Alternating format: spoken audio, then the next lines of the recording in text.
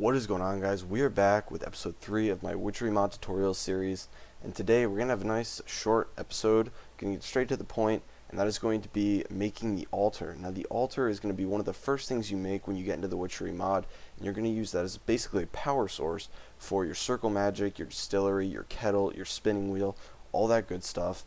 So it's probably going to be the center of most of your things in the Witchery mod, maybe the center of your Witchery room, or wherever you plan on living.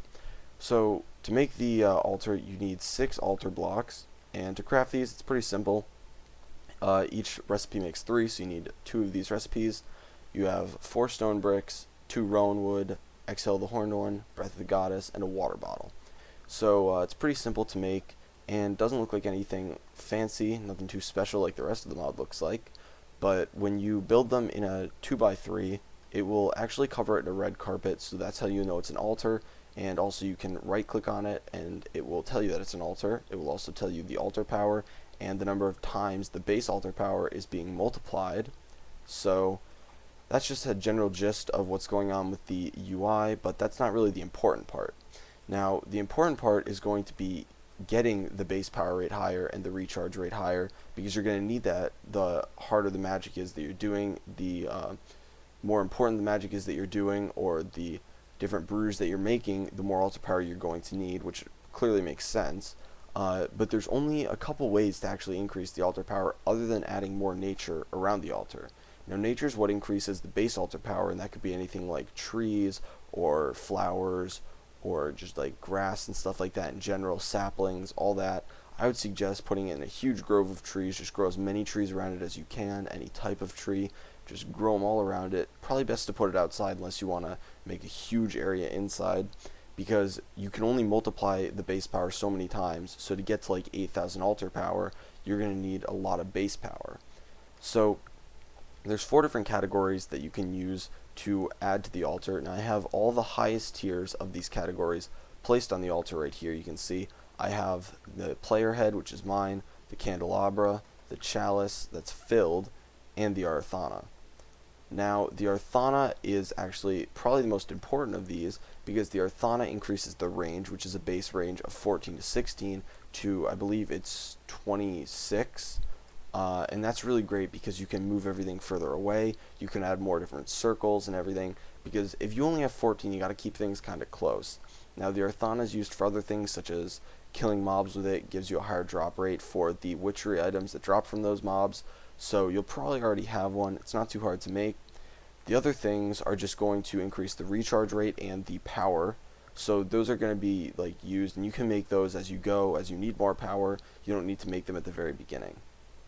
So the chalice, you can start with just a regular chalice, and then it moves to the filled chalice. The torch can be upgraded to the candelabra, and a skeleton skull can be upgraded to a withered skeleton skull, and then on top of that it can be upgraded to a player head. Now a lot of people don't know you can use a player head, but that's the most effective thing to use. Now a player head's not really easy to come by, but the best way and the surefire way to get a player head is actually going to be, just drop this stuff off, using the beheader. Now this might seem like a stupid item to most people, but what you're going to do is, and I will show you guys by going into survival, is you're just going to put this on. It actually works like you're wearing a helmet, gives you a little chat message saying that something clamped down on your head, and then in a couple seconds it's going to make us a little weird. Yep, you can see right here, looks a little creepy, and we're going to die. So it kills us. So once you respawn, your head will be floating there on the ground. It won't look like it's your head, it'll just look like a regular, Steve Minecraft head, but it actually will be your head when you put it down. If we shift right click, you can see that that's our head. And that's about it that you can add to the altar. They all total up to make the altar have 504 altar power, which, like it says, is 6 times the base, which was 84 altar power. And that doesn't seem like much, but that's because the base, to be completely honest, is complete shit. Flowers suck at getting you base altar power.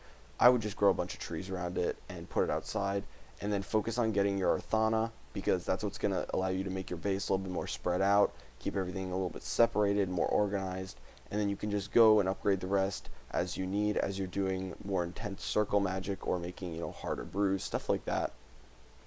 So the only reason you actually need to upgrade that, like I said, is for these three things: the kettle, the spinning wheel, and the distillery, and then obviously circle magic.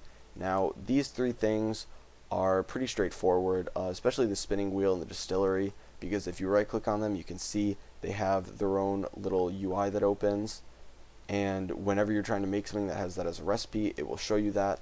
The kettle is a little bit more difficult. Now, the kettle works with water buckets. You actually dump the water bucket in the kettle by right clicking on it, and then you're going to have to throw things in the kettle. Now, a lot of people are a little bit nervous about this, but it's not too bad.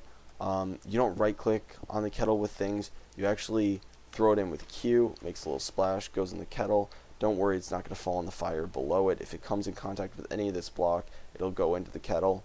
And whenever you're pulling things out of the kettle, you just right click on it with a potion, or with a water bottle, and it'll pull it out, given you have enough altar power. Now, I've made this mistake so many times. You need to let your altar recharge after you pull something out, because if you try and pull another brew out of the kettle, it's actually going to come out as water if you don't have enough altar power, and that is a really easy way to waste a bunch of resources.